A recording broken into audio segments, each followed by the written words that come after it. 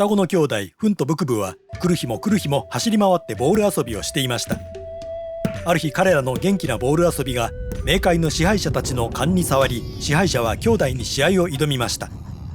しかし兄弟がやってきた時、支配者は2人を陥れて殺害し、フンの首をトロフィーとして木から吊るしました。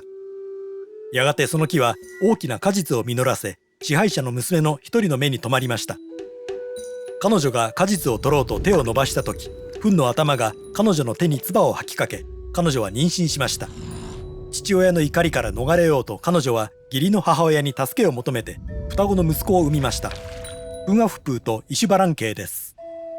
2代目の双子は祖母が隠し持っていた父親のボール遊びの道具を見つけて遊び始めました。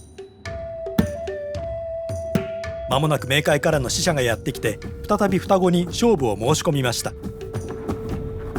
自分たちの父親に何が起こったかを双子は知っていましたが、その申し入れを受けました。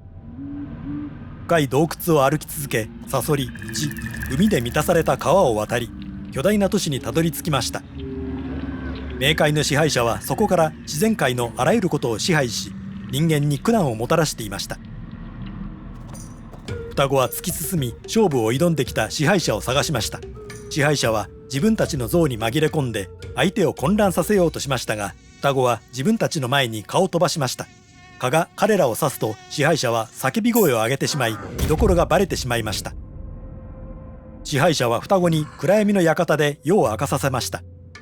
支配者は双子に松明を渡しましたが、松明を焼くと死ぬことになると脅しました。暗闇が迫る中、機転が利く兄弟は松明を赤い金剛インコの羽とホタルで飾りました。朝が来て、支配者は松明が灯っていたのに焼けていないことに驚きました。支配者は自分たちのボールで勝負するよう言い張りました。双子は了解して、すぐに支配者がボールの中に凶器を仕込んでいることに気づきました。ボールは競技場で双子を追いかけ回し、殺そうとしました。双子はその最初の勝負をかろうじて生き延びましたが、この戦いが尋常でないことにそろそろ気づいていました。さらに何度も勝負をして、その都度引き分けに持ち込みましたが、次の勝負に移る前に支配者が仕組んだ超自然的な試練に立ち向かう羽目になりました。寒さの館では火をつけることで、またジャガーの館では獣に骨を与えて生き延びました。しかしコウモリの館では一匹のコウモリがフンアフプーの頭を食いちぎりました。有利になったと見た支配者はボール遊びをもう一勝負申し入れて、フンアフプーの頭を競技場の上に吊るしました。機転が利くイシュバランケイは動物を集めました。亀が黒種カボチャを持ってくると、イシュバランケイはフンアフプーの頭に似せてカボチャを掘りました。支配者がボールを追いかけている間にカボチャと頭を取り替えました。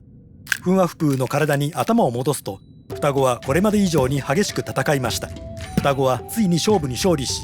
吊るしてあったカボチャを叩くと、カボチャは地面で粉々になりました。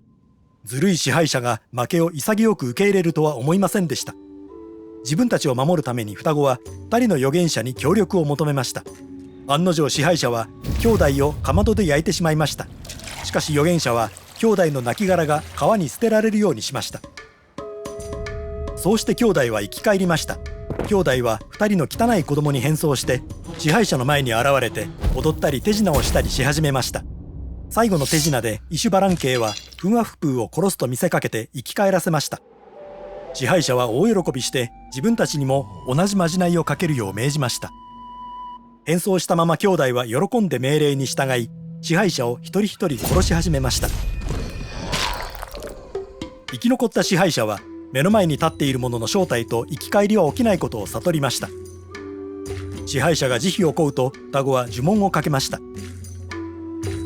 これ以降支配者が生贄を求めることはなく、この世を支配することはなくなりました。支配者が人間を怖がらせる日々は終わったのでした。学びを続けたいですか？チャンネル登録して好奇心を持ち続けましょう。